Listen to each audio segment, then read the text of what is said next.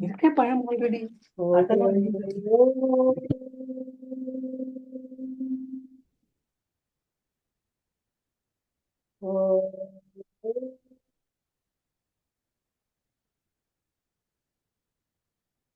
सहना भवतु सहनौ भुनक्तु सह वीर्यं करवावहै तेजस्विनावधीतमस्तु मा विद्विषावहै ॐ शान्ति शान्ति शान्तिः हरिः ॐ श्रीगुरुभ्यो नमः हरिः ॐ ॐ नमो भगवते वासुदेवाय ॐ नमो भगवते वासुदेवाय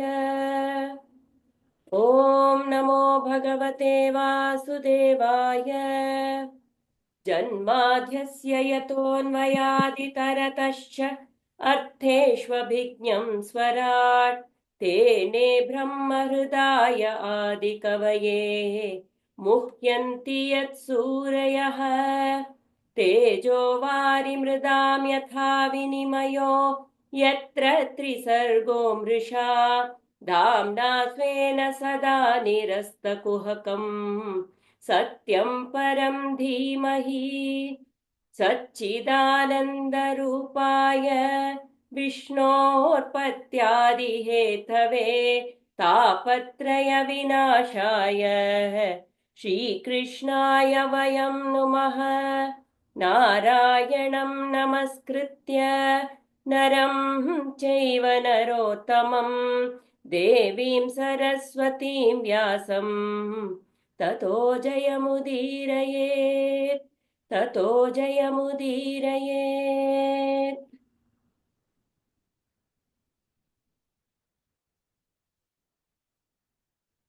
हरि ओम I have to I'm share. giving No, you I think. share rights, Yeah. Mala. Yeah. I'll share.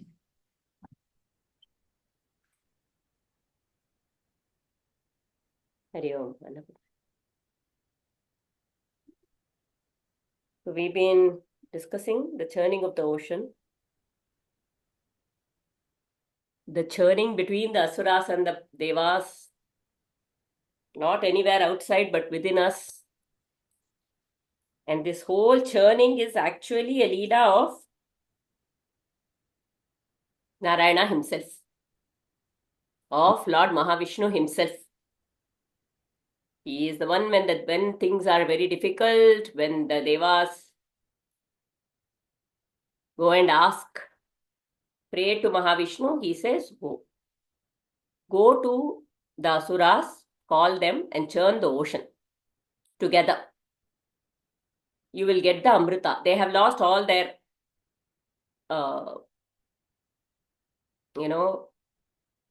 what would you say? Their powers in a way. So go, you will get the Amrita. Call them also. And with Vasuki, they do the churning, and what comes out is first the poison. When the churning, no, in fact, it's like that Mandara mountain. When they start churning, that Mandara mountain seems to sink. And then all the devas, oh God, what do we do? It seems like it's sinking. So then Mahavishnu comes in the form of Kurma, the tortoise, to support the mountain. The Mandhara, Man ki dhara. We want to handle everything ourselves. I can do it. I need to. What do I do? What do I do? We keep asking ourselves, I should do something. I should do something. But what did the devas do? They turn to Mahavishnu at such times. And whenever we turn to the divinity, the Lord, we recognize that we are powerless. He is the only one who is powerful. It is only we are acting at his behest only. We are just mere puppets in his hands. Whatever is happening is so we turn to him and he leads us as that Kurma who supports. our manas. And then once with his support, then what comes out? The poison comes out. And then the halahala, poison comes out. And even that, Lord Shiva, everybody turns to Lord Shiva and he destroys all that poison and he holds it in his kantha. That's why he's called Neela Kantha.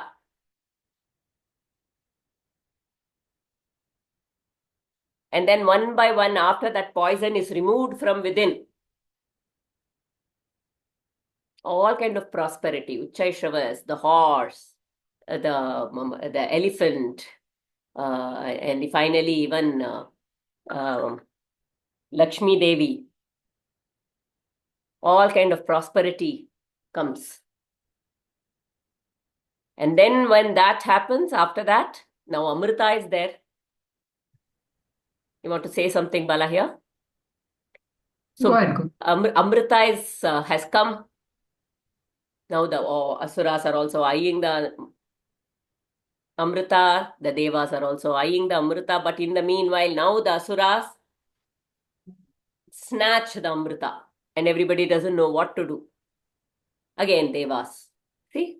Surrender. They turn to Mahavishnu. Not trying to take control over the situation or do anything or go and snatch from the Asuras. No, nothing. Turn to Mahavishnu. I don't have to be the doer. Mahavishnu will take care. That is the kind of faith. That is the Shraddha. And then Mahavishnu comes in the form of Mohini. Takes the Amrita beautifully and very, very, all of them are, the Asuras are caught with her beauty, pouring the Amrita to Devas, and suddenly, I don't know where last week I was not here, so I don't know where, but the Asuras are like, no, she won't be, she likes us, look at how she's looking at us. So she likes us.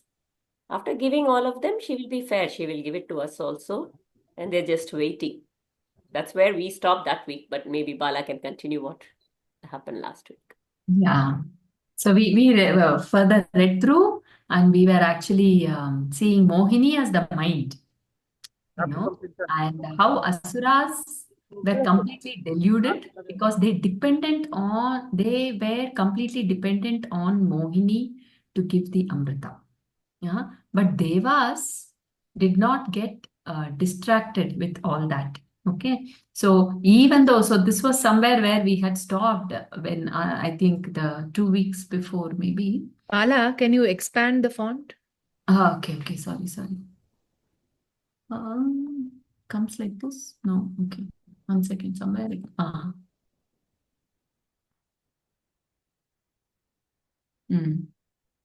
Okay, this is better. Yeah, so basically they are so deluded that even though few asuras get a little bit hint in their mind that, maybe, it's not okay, but then they assure when the mind takes over, the inner one actually gives us signals. In spite of it, we continue to listen to the mind's temptations. So the asuras, they are, coming with their own excuses saying, no, Mohini she will not cheat us. That, that kind of thing, many times we also see ourselves in that kind of a situation where so much dependency on the mind, on our own habits. And the mind brings in so many explanations to back our decision based purely on my own habit and temptation. So this is something I think we saw in detail, and we went ahead with how basically Devas, because of their complete surrender, that was the beautiful, maybe we can even read it again. Aarti and Prabha can also will definitely have something to say, I think. This was a beautiful learning that even Kamala Subramaniam ji has given here as part of that. So both Devas and Asuras actually have put in so much effort. Okay, actually, Asuras here, it is said that has put in more effort than Devas also. So much of labor. In spite of it, they do not get the Amrita. That is something that we need to ponder. many times we put so much effort, but when the Lord is not in the center, Amritatva is not experienced. All other thing we may get, wealth, whatever, some success, the whatever we think as success, so many things may come. But do we get that Amritatva?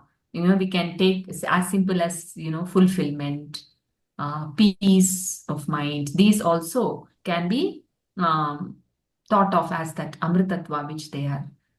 If not the ultimate, I'm just saying, even as we live our lives, when any work centered in Bhagavan as an offering to him brings that Amritatva. The result may not happen the way I want, yet there is fulfillment, there is peace, because the entire process itself has been in a mode of surrender, and it has been a beautiful journey. But when it is ego centered, yeah, so asuras, all efforts, so much efforts, everything they had taken, keeping in mind the result, they want the Amritattva, isn't it? Devas also, yet for them, they were dependent for every step on Narayana. So this was the difference that beautifully she brought out, in the author also given here. So that is what is the bhakti, self-surrender.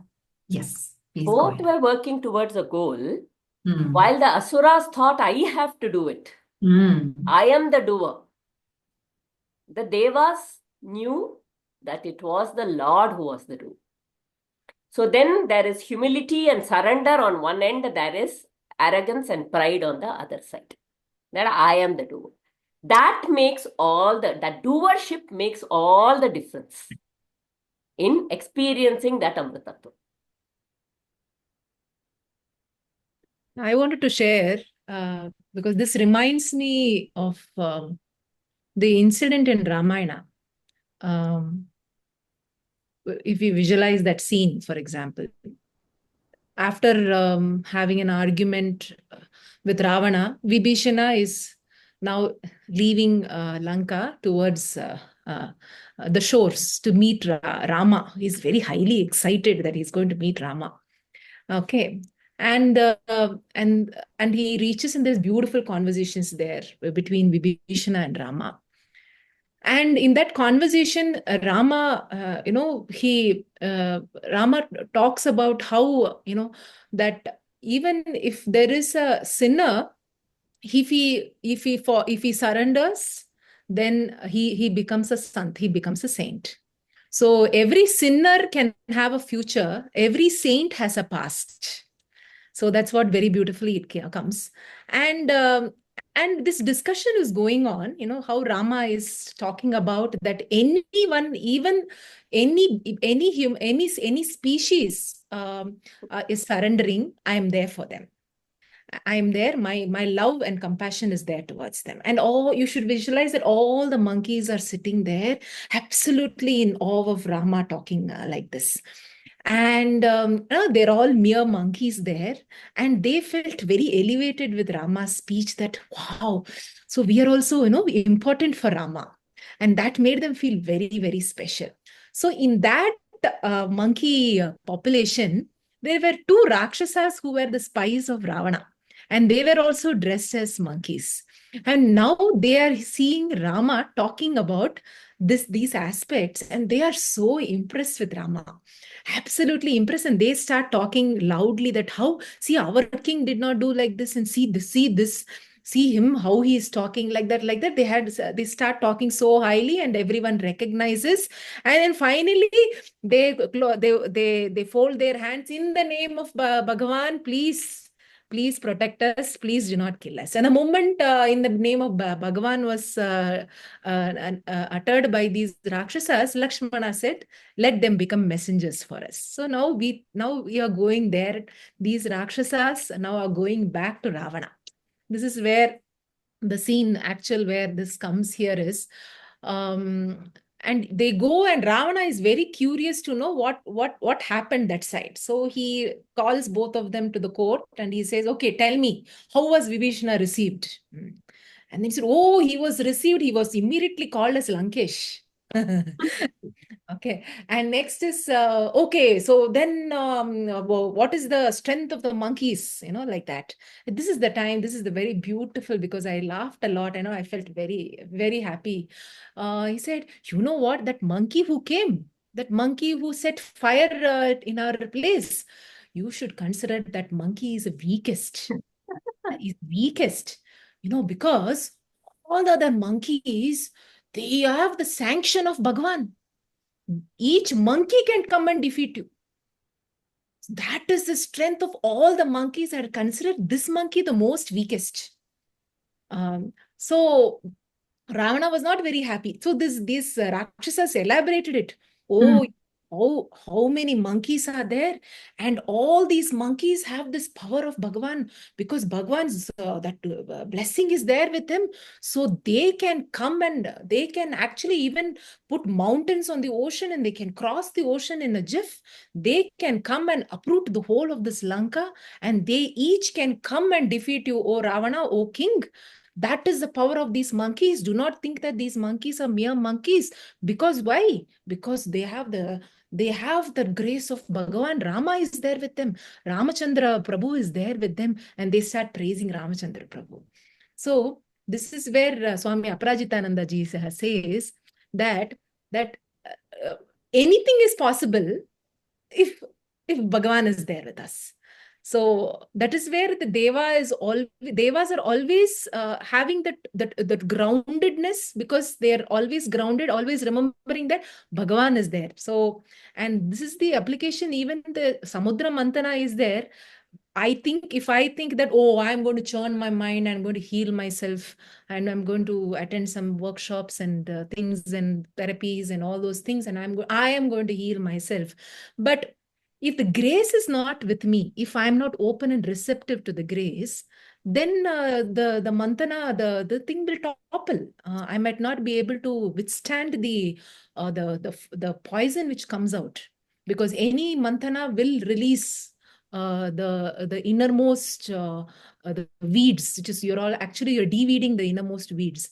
And if the grace is not with me, then it is easily toppled and it is easily we can go into some other place, some other extremes. And this is where all need to remember that just as the devas who always remember, the devas is what? The devas is all our senses, the mind, everything, right? So this is where we always remember that, yes, the divine grace is with me, the divine power is flowing through me, the divine intelligence is rooted in me, flowing through me. That time I'm rooted there, then yes, you will see that first the poison comes out. Poison does come out through different ways. But again, we continue to be aware, be again grounded, being rooted, and then the beautiful abundance flows to us. That is like the abundance gifts which has been showered by after the Samudra Mantana. So again and again, it held this story. This is such a powerful story. Analogy of this, such an important one is, let us be rooted. Let us be turned towards Bhagavan. Always it is a turning towards Bhagavan there, and always looking at him and then doing things. I can do nothing without his presence.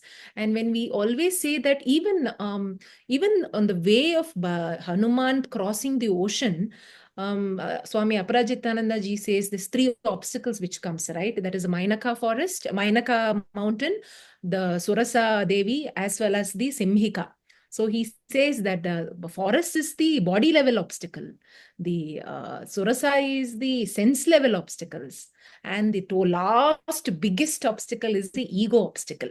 So the sense obstacle is like this, the Mohini. It's like that who completely distracts us completely with their beauty and the beautiful things around us.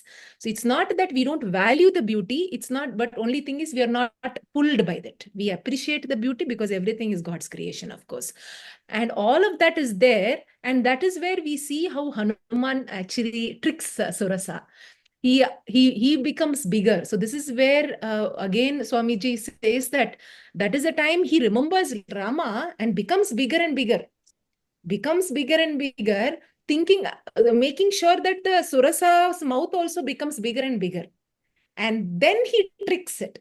So that's where he says that do not think that, oh my God, I'm getting distracted. I'm having all the distractions. I'm surrounded by distractions in this urban city. So what do I do? What do I do? Again, like Hanuman, be rooted and be having the total surrender to Bhagavan. Then we will see that the sense organs are seeing many things, but we can easily come out of it. It is absolutely possible to come out of the distraction, because it will the something inner, it will be telling you, hey, this distraction is happening. Okay, so everywhere, Swamiji keeps telling that the whole of Ramayana is how is the essence of Bhagavad Gita. And exactly like this Samudra Manthan, I was just thinking about it today. So, and I.K. Taimini also writes the similar way in his Samudra Mantana analogy. If whoever knows I.K. Taimini's books, he is a disciple of Aurobindo, and he follows Shaivism. Uh, so this was a very beautiful analogy even by I.K. Taimini. Yeah, thank you. Very beautiful.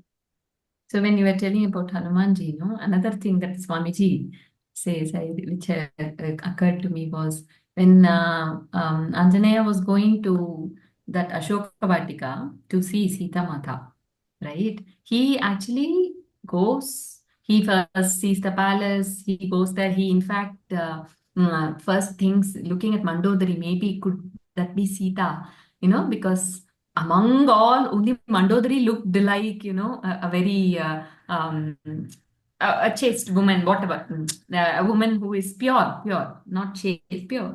So, but then he realizes, no, Sita Mata wouldn't be in the palace, like this. So he goes, and then finally he sits in a tree. He's unable to find Sita Mata. And he's thinking, what is this? And that is when very beautifully Swamiji says, Hanuman realizes, oh, I have been thinking that I am looking for Sita Mata. Oh, Ram, show me Sita Mata. The moment that thought comes, he hears a voice which says, oh, please kill me. She is down there under the tree. And Hanumanji was sitting on the same tree under which Sita Mata was sitting, and she was crying. At that time, Ravana had left, and she was almost in the point of giving up her life, with so much sorrow. She looks, that's also a beautiful description Swamiji gives. So the point here is, Hanumanji, look at, he is the Bhakta, right? It's not that he forgot Ram or anything, but to bring out that in us, and they write all this. It is not for what Hanuman did. It is for us to remember that only when Bhagavan is remembered, that's all it is. Then the work is Arpana Buddhi. Okay, that's all it is. It's not anything else. It's not like, oh, mind has to suffer. No, nothing like that. Just to put one nama there and do it. That is Arpana Buddhi. So he just says, oh, Ram, immediately he sees Sita down. So that's the beauty of, so dedicating the actions to the Lord. It is And like this what whole journey was God-centric, no, Bala? This Hmm? whole journey was, was not egocentric. Yes. The journey of finding Sita was absolutely God-centric. So Mm. after he finds Sita, after he Sita Mata, he discusses and he goes back and meets Lord Rama.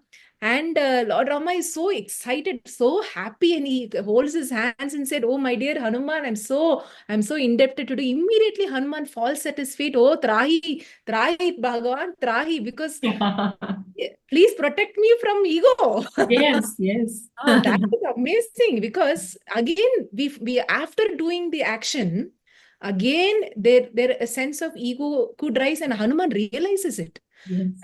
That and he again falls at the feet of Rama and said, "Trahima, Bhagavan, Trahima." So immediately, Bhagavan just holds him and then hugs him. Yeah. And, because Hanuman recognizes that even at that time, Bhagwan is coming and saying thank you. He knows that this might rise my ego. So this is something very, very powerful. I kind of felt, such important lesson for all of us, that just because I have taken the effort and it has become a success. No, I am only a messenger there. I'm only the messenger of divine's work. The divine's work is happening. And I am a messenger, I am a tool here, doing divine's work in this lifetime. And that is what each time Hanuman, thinks about it, the thoughts process about him, all that is absolute love and affection towards Rama. So that is, and same thing is Vibhishan also, right? How he tells, I am caught between the teeth. I am a tongue which is caught between the teeth. It comes in Tulsi Ramayana. I find it so interesting because this is where, the asuras, the nature of the asuras are the egocentric. The teeth always bites. Raghuramji tells in Narada Bhakti Sutras, the intellect is always wanting to analyze and bite. And that is where the tongue is the bhavana. The tongue sometimes is caught between the intellect. But the tongue actually speaks sweet words. The tongue is capable of speaking kind and compassionate words. But many times the tongue is caught between that. But the tongue can survive very, very well because it is rooted from the back. So it is rooted. So that is where Vibhishana tells, and Hanuman actually reassures him, see that we are mere monkeys and we are blessed by Rama. You are such a big bhakta of Rama. Why are you worried about it? That again and again it makes us all be rooted again towards the divine power. There's another little thing coming up. Very small story. It's a beautiful story that we tell children and all. Some folk tale it must be. So Rama, like what Prabha shared, Rama says, right? Anybody who surrenders, I protect them. It is my brata. Sarkriteva prapannaya tavasmiti yachate abhayam. He says, I not protecting alone. It's like I give them fearlessness. There's no fear.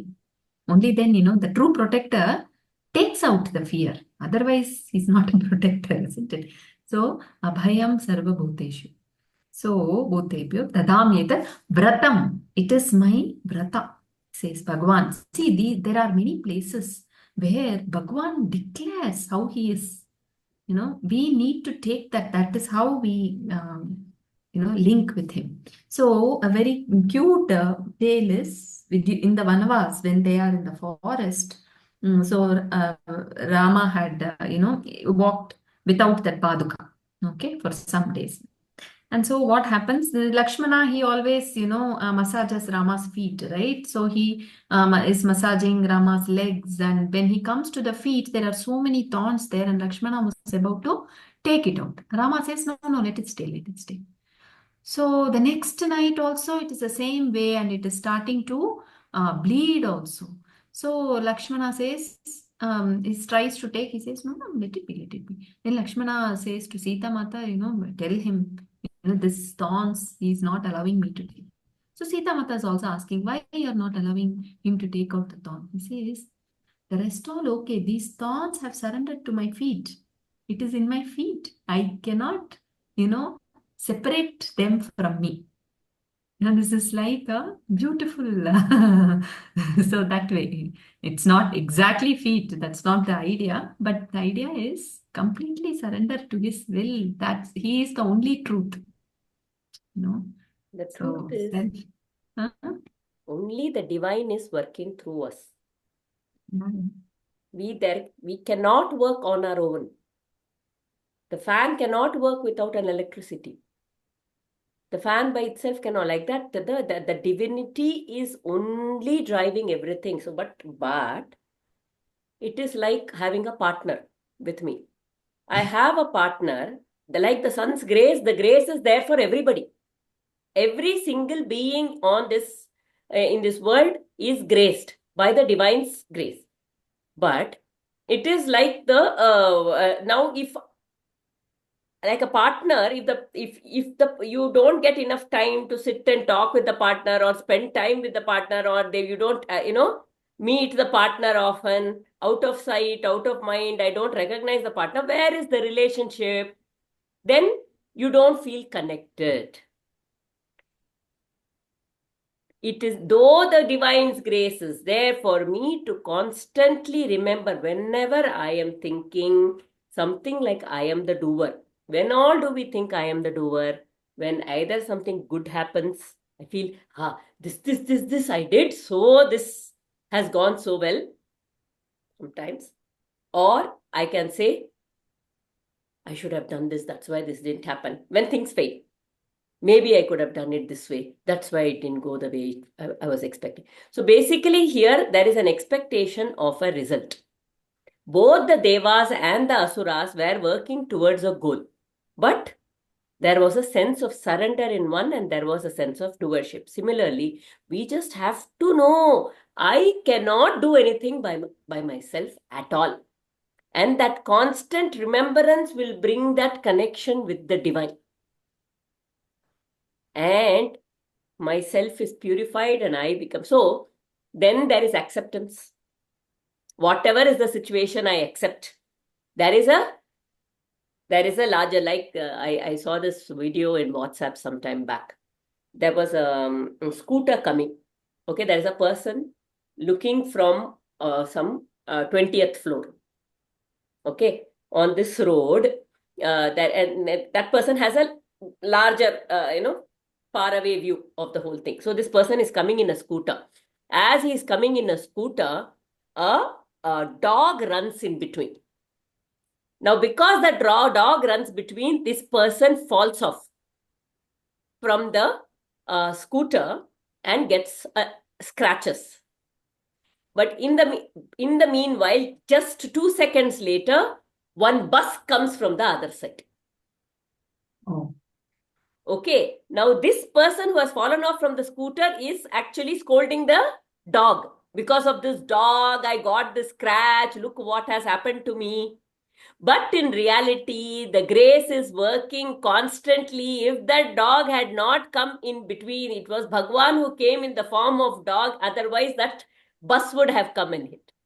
What was a scratch? What could have been a bigger thing? He escaped with a scratch. So, whether it is a good, whatever, it is our perception of pain or pleasure of a certain situation. But in reality, every situation is given to us for our evolution and for our growth and for as a grace to us. If we can believe in this, that is pure Shraddha, that every situation that has been given to me is a grace. Oh, I did this, I didn't take care of things at that point in time, so things happened this way, I should have done this, or I did this. See, I am like this, I do like this, I do everything. So both of this is so much I, and there's nothing in reality, not even taking this food. I keep repeating this again and again in different forums, but even me, if I say I am eating, I am not eating. I want to eat, but my fingers have to move to pick up the food and put in my mouth. The chewing, I should first have teeth to chew. And the teeth and the sensory, all the senses should be working for me to enjoy that food. I should be able to move my, all those things are happening. I swallow it. That is also not I'm trying to swallow, but then it is going in. And then everything, there are so many muscles, so many nerves, so many instructions that are coming from the brain. Am I doing all of that? But I very simply say I ate. Nothing, almost nothing is in our hand. My very life is dependent. Oxygen is coming. That is why I'm breathing. Am I doing the breathing? Nothing. So we have to really, really acknowledge that presence within us. Accept that presence within us. Know that it is only the divine who is. The divine is working through me. The divine is working through others also.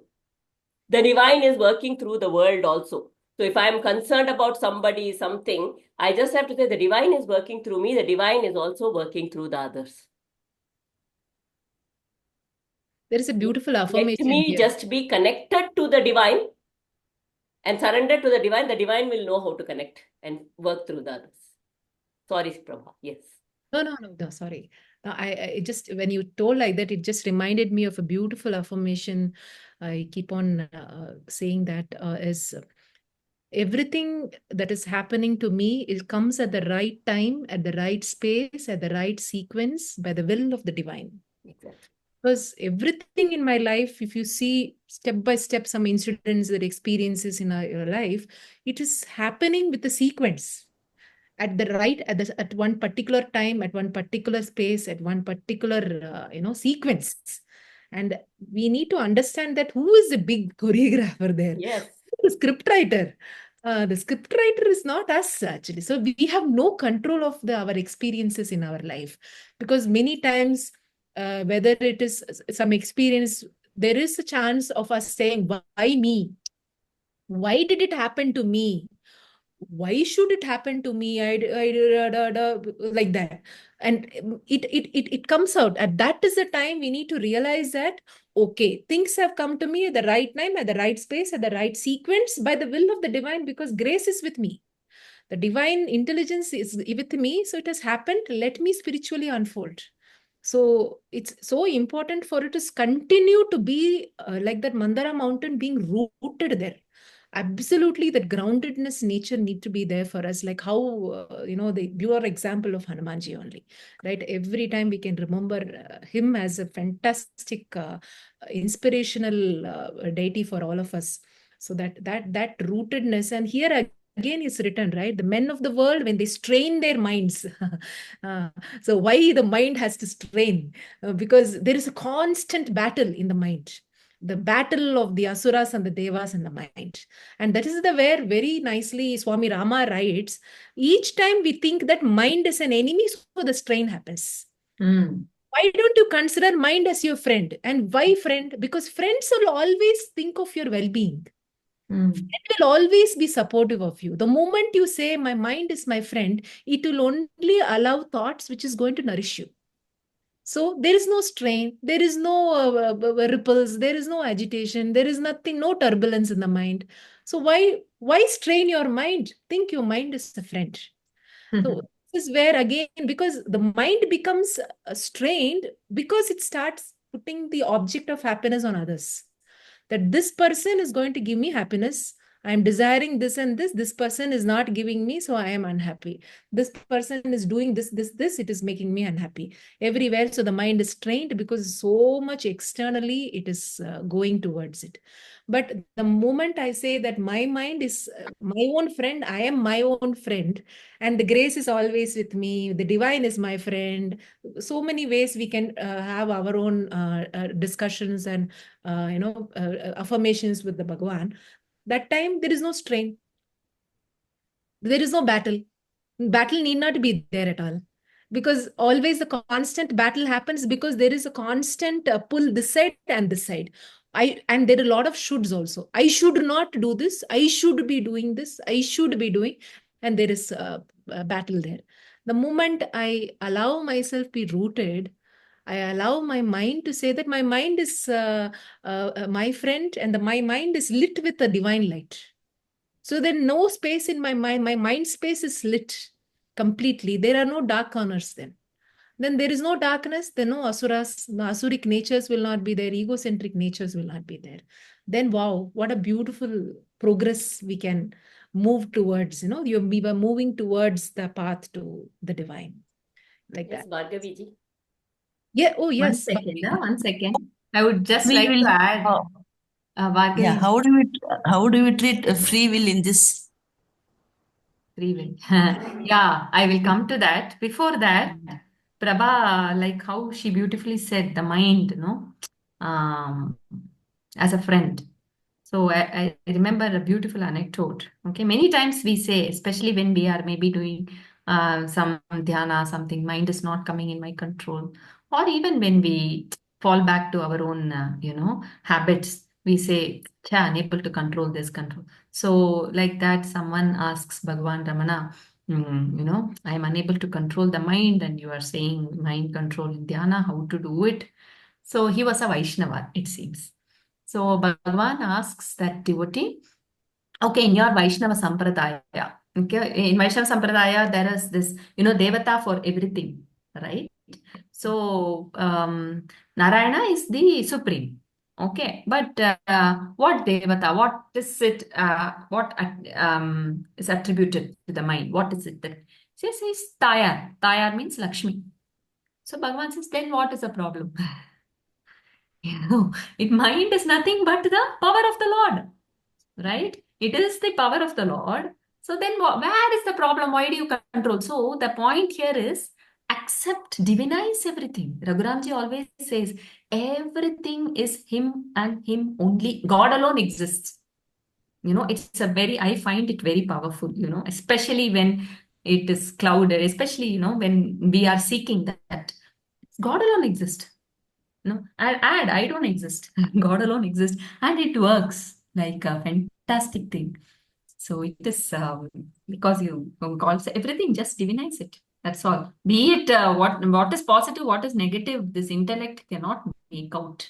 It is only the truth, only Him who knows what is right, what is wrong for us. And only right is given at the right time, like what beautifully Prabha shared. So it is happening, you know. And so, moment to moment, moment by moment, moment by moment, when we are constantly, when the attention is only in Him, then the mind doesn't arise only. Mind doesn't arise means it is the ego which does not come up. There is no individual. The moment by moment, it is Bhagwan. It is one truth functioning through whatever, his own creation, if at all. So, moment by moment, then that is what is Anoraniyana. Anoraniyana. It is every moment, every moment, every moment he is shining forth. And something is happening according to his will, through his power. Where am I in this whole thing? And where is free will? Yeah. Free will is only as long as we are with the ego. Yeah. It is an assumed free will. As long as it's like that cow has been tied to one a pole, and it thinks, oh, I have the freedom, I can eat here also, I can eat here also, that is my free will, whatever. But it is the cow, whoever that cowherd who has decided how much length that rope should be, up to how much that cow can graze. So like that, as long as we are with that I-ness, that individual thing, that is the free will that we exercise. But the moment we have surrendered, there's no need for, it's only his will. It is only his will right from the beginning. Yeah, it's But just this is that an I don't assumed recognize free it. will. This is just an assumed free will as long as we are in the ego. Yeah. I don't recognize it. It is only one doer.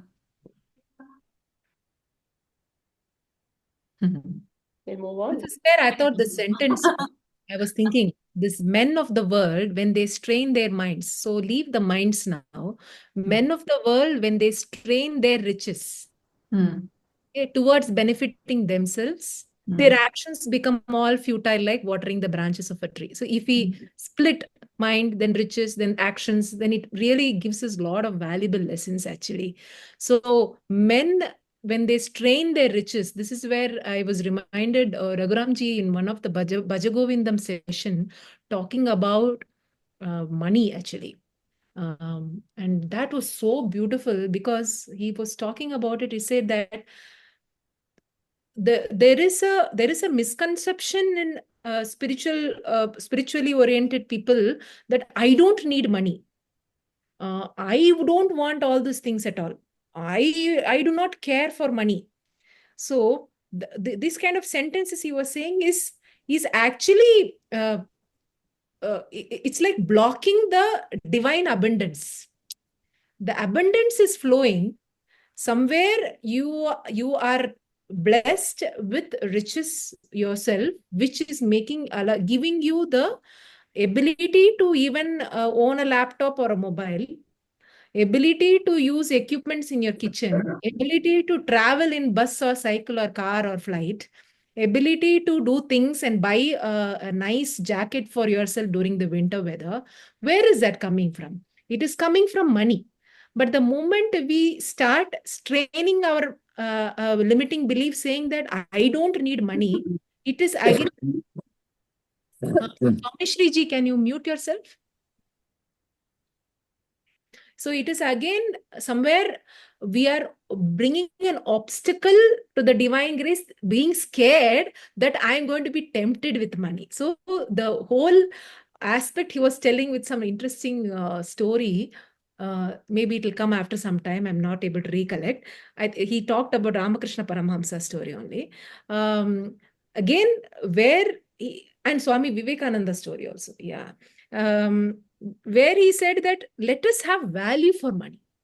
Let us also ensure that we are not saying I am given up, I have given up money. How can you given up money? You need livelihood. You need to be in this world. Money is needed.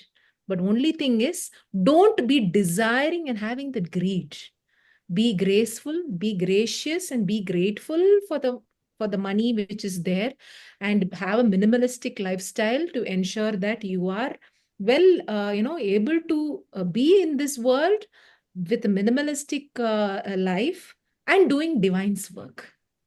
Because for doing divine work also, many places money is required. How can an organization sustain if there is no money? How can things sustain? How can employees be given without salary? So everywhere money is needed. So let us not go into It is the shoulds, that I should.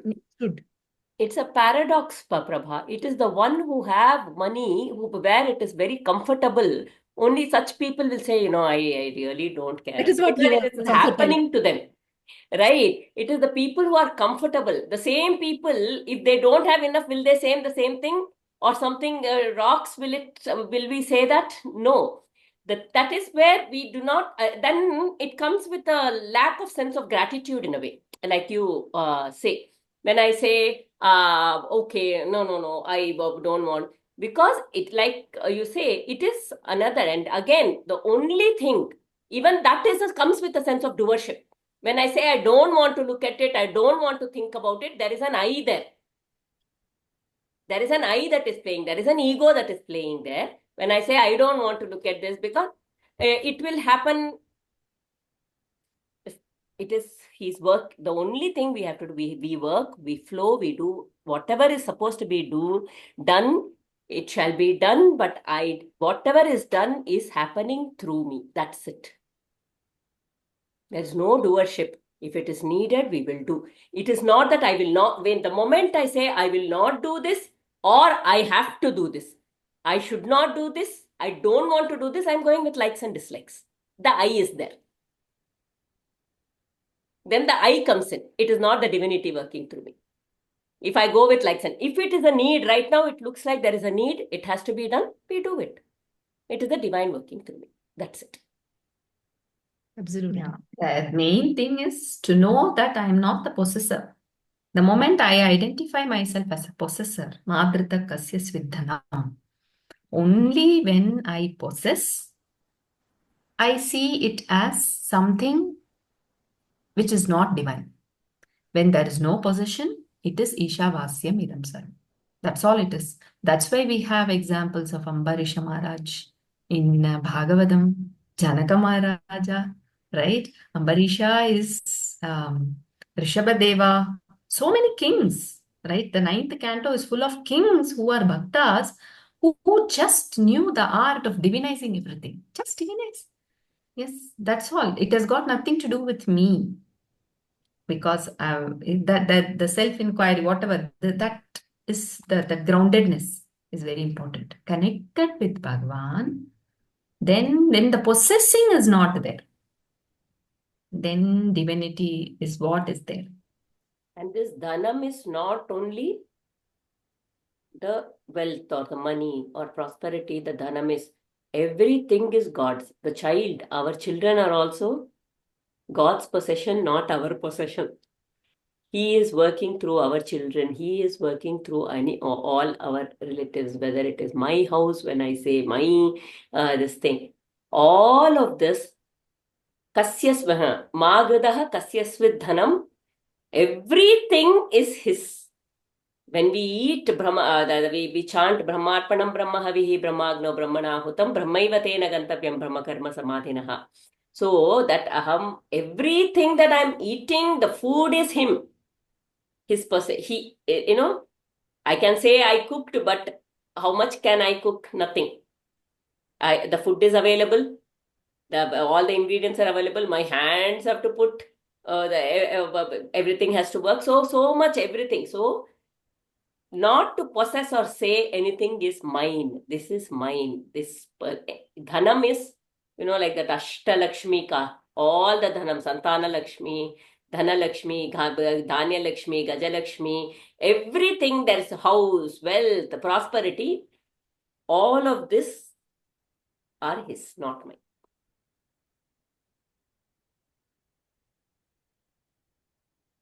So self-surrender is the highest form of bhakti. Yeah. To know that I am not there at all. What is this I? Nothing. It is only he exists. We move to the next one. Yeah, any one of you wants to read? Aarti, you read. When Narayana assumed his natural form, the asuras were for a moment dumbfounded by the calamity that had overtaken them. Before they could think, the Lord vanished from their sight. They were startled into action. Lifting their weapons high in the air, the asura host rushed towards the Devas, and there ensued a terrible battle on the shores of the ocean. The asuras were furious because of the deception to which they had succumbed, and this enraged them. They fought with added fury. Each one of them was intent on destroying as many of the Devas as possible. Should I continue or should we? Actually, we had read this before. Okay. So if you have anything, you add. Otherwise, you can continue. No, we'll continue. Many duels were fought, but the most spectacular of them was that between Indra and Bali. Each was as powerful as the other, and all eyes were watching the fight. Indra was full of energy after he had partaken on Amrita, while Bali, being the master in the art of fighting with Maya weapons, would not be subdued by the arrows of Indra. Out of the sky rained weapons like fire and stones and javelins. This caused havoc in the Deva host, and the Devas did not know how to counteract it. Ever mindful of his bhaktas, Lord Narayana appeared, and his presence was enough to dispel Bali's Maya and its effect on all of them. The very thought of the Lord is said to be enough to dispel Maya. When such is the case, how can Maya exist when his presence was felt? Like a dream world fading, when a person wakes up, all the illusions melted away. Very beautifully, Bali has been, he's the Maya, the veiling, or a veiling of the reality. Sorry. Sorry, he's fighting with Maya, with the Maya weapons. So With it the is Maya not weapons. working in front of him. Yeah. Because later, Bali, the way Bali talks little. Yeah. So fighting with the Maya weapons is also, our Maya weapons are all our own delusions. In our thoughts, we have, sometimes we think this is only the right way to do. That sense of, he is right. I don't know, it could be anything. We have these mind images, my old memories coming in. That can be a Maya weapon.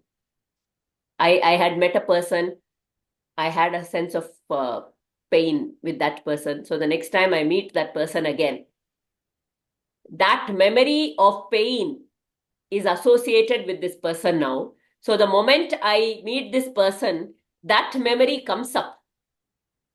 And now I have been hurting within. So with using that becomes my Maya. What it does is it deludes me. That old memory surfaces as though it is true right now. And I use that weapon to fight or act or answer or do whatever it is through that weapon of Maya, the delusion. The worst weapon that we all hold is my own self-image. This personality is the very powerful Maya weapon. That is the base for everything else. Other memories and all wouldn't be there if this personality is not there. So the weapon is with which we fight, like Bali, is this ego, this individual self. Not even ego. We don't even have to go to that level. Even identifying me, because we are talking in the self-surrender. So identifying me as separate entity, which can function independently, forgetting the truth, forgetting the Lord. That is individual identity. It is mithya. It is not true. Yeah, there is nothing which can function, which is forgetting the Lord. There's nothing there at all. Yeah. So that is the Maya weapon. That is the, I think, very strong delusion. We are hypnotized with that. And then how when this is a beautiful line. Lord Narayana appeared and his presence was enough to dispel Bali's Maya and its effect. Like darkness, we keep trying to remove. I remember Raghuramji's beautiful statement. He says, you cannot remove darkness by trying to pour out the darkness or doing something. You have to bring the light to dispel the darkness. Like that, this ego, this personality, that I-ness, that sense of I that I have, that is the darkness. Because of that is our ignorance, rather, darkness, or tamasoma jyotirgamaya, when they say, that is the darkness, that sense that there is an I, that I have to do things, and that is the sense of ignorance, and I cannot employ my mind to get out, because that mind is also a part of that personality only. That I, with being in the darkness, you cannot dispel the darkness. You have to turn to the light, which is Lord Narayana. And the moment Lord Narayana, like the sun, even if the sun is outside and it comes into a very dark cave, sun knows no darkness. Like that, the divine has no darkness. So the moment we turn to him, the moment we recognize that whatever I'm doing, I'm staying in the ignorance and coming out of it. It is not in my power. And seek the Lord's grace. The moment the Lord appears there, the darkness is removed. This last sentence also, like a dream world fading when a person wakes up, all the illusions melted away. So this is such an interesting thing, because the Maya is what is not there, but we think it is there. So and the illusions is most of the time the stories in the head. Yes. And the stories in the head is like, okay, this and this, just by looking at two people, we bring stories. And what is dream here? Dream is the deepest, most desire comes in the form of a dream. And people, there are dream therapies and all, isn't it? So why? Because Raghuramji, I think, remember long time ago, he had done a Sankalpa only, he had done sessions on dream, right? He was talking about how when we are able to remember dreams, that means there are some deepmost desires which is saying that I would like that to be, I would like that to be satisfied. So it comes in the form of desire, in the form of dreams. So most of the time, the illusions are there in the mind level. And that is where, again, we remember that if my mind is lit by the divine light, if my mind is my own friend, then the illusions will obviously melt away, because illusions are coming from darkness. Illusions are coming from the ego level, saying that people need to do as I want them to be. People need to act as I want to be. This is my point of view. This needs to be done because this has to be done this way. I am the doer of this. So all kind of illusions are there. And obviously there is a story also in this. I don't know, maybe one of you might be able to remember more detailed one. Is I remember is there were two monks who were resting under a tree. Okay. And it seems two women came to fill water, it seems, at that time. So the one monk just gazed at that one of the women, and that woman was very, very beautiful, it seems. And then after some time, he just fell asleep. So in the sleep state, okay, he had a dream that actually, the dream was he's marrying this woman. And then he's now decided, okay, I need to have a house because I need to take my wife to this house. So the house was done, and he's enjoying his life with this woman. And then he decides, okay, now the child has come. Now, where will the child sleep? Where can I accommodate? Okay, can I have one more like this? So one by one, plans are happening. And then one day he kind of, one of the days he realizes that the child immediately jumps on him and he falls down from the bed. Actually, he falls into the water. And then he wakes up. The other monk immediately shakes him as, are you right now awake? Immediately realize, my God, this is all an illusion. Uh, the most of the time, we are not sleeping and dreaming. We are daydreamers. The daydreaming is because we are always not in touch with the actual reality, but in the illusionary state that this all has to be happening in my world. It's my world, my projections. It's all my world. The world is bad, the world is a suffering, the world is this, the world is like that. It's all again my projections, my illusions. The moment I turn towards Narayana, I turn towards the divine light, then everything just goes off. It just vanishes. So again and again, it's a beautiful reminder for us how to dispel this. We are living in our own minds all the time. We are not living in reality. We are living in Only our own reality mind, and whatever is in our mind is only a dream or an illusion. We have to wake up. And When the bhakti mind is takes us. emptied, zero, Mm. that is when we are living in reality. There is nothing in the mind in terms of images, in terms of words. It is completely settled. That is when we are there with the grace, in the stillness, in the silence. And it doesn't mean silence is like sitting. It is in the silence of that mind. The mind is rested. It's not that. Yeah. So bhakti takes one to that stillness very easily, we can say, because the path itself is very beautiful. In the one verse in Narayaniam, it comes like this, as long as we are caught up with me and mine, this is what Bhagavatam we have been reading, me, mine, I. Yes, as long as then I see this entire creation as just suffering, because sometimes the life is there is ups and downs, there are so many challenges. We see others suffering, there is so much pain and pleasure, success, failure, whatever. So all these things are happening. As long as I and mine is there in this, is centered in this mind, and mind is functioning. So Bhattadri is saying, looking at Guru Ayurappa, he says, so Guru Ayurappa, until now, I was always thinking, why did you create? Why at all this creation of so much suffering, of so much, people have to go through all these things? Why?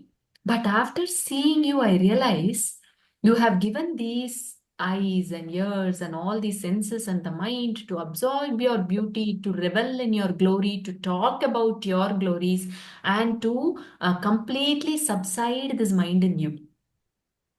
Without this instrument, even absorbing the beauty of Bhagavan, even, talking about him, all these katha, that is, the Dvaita Bhakti we say, right? Where that it is not possible. So the instrument is given to anyway it has to be cleansed. So when we do it, let us do it. When we do it as a bhakti, it becomes such a relishing thing. And then at one point in time, Bhagavan himself we will think we are relishing Bhagavan, but Bhagavan will finally swallow us, meaning the ego, just like how the light illumines darkness, the ego is completely swallowed by him. So that is the beauty. Bhakti, that is beautiful. There are two ways, right? One is stilling the mind, or mind filled with Bhagavan. That's it. So when Narayana appears, the Maya, there is no place for darkness. But mind and heart is filled with Bhagavan. Obviously, there will be only love. That's it. That's it. Nothing else will exist. Yeah. There won't be any anger, no illusions, no ego, nothing. We don't need to worry about, let there be no ego in me. We just say that let the divine light be within me. Let I am always realizing the reality. What is the reality? The reality is that which is absolutely changeless, which is that the divine power, intelligence is flowing through my mind to my body to all my senses, and I'm always graced. I'm always protected by the divine's power. So that always that when is there, then no other illusions will come, no other darkness will be coming there, because it will not come, it will not give space. We don't need to be worried. If I go there, will I get distracted, will I get tempted? We are telling ourselves that, Arey, I'm rooted. What is the fear that I will that I will get distracted? There need not be fear at all. So yeah, it's a beautiful session. I think it'll be nice to end it with this note. It will be beautiful. Huh? Did we move forward, or were we just wherever we were last week? Bala? We have not moved forward, but yeah, it's a good discussion, no? All these things, I think it needs to be again and again. Okay. Oh.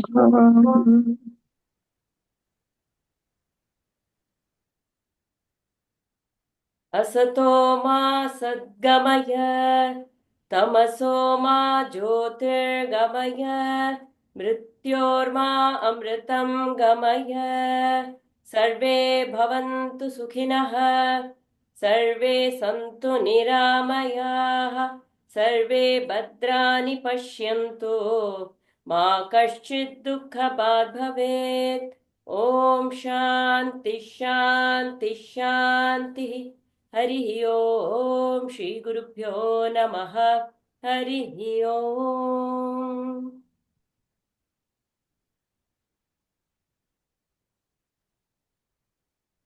Thank you. Thank you.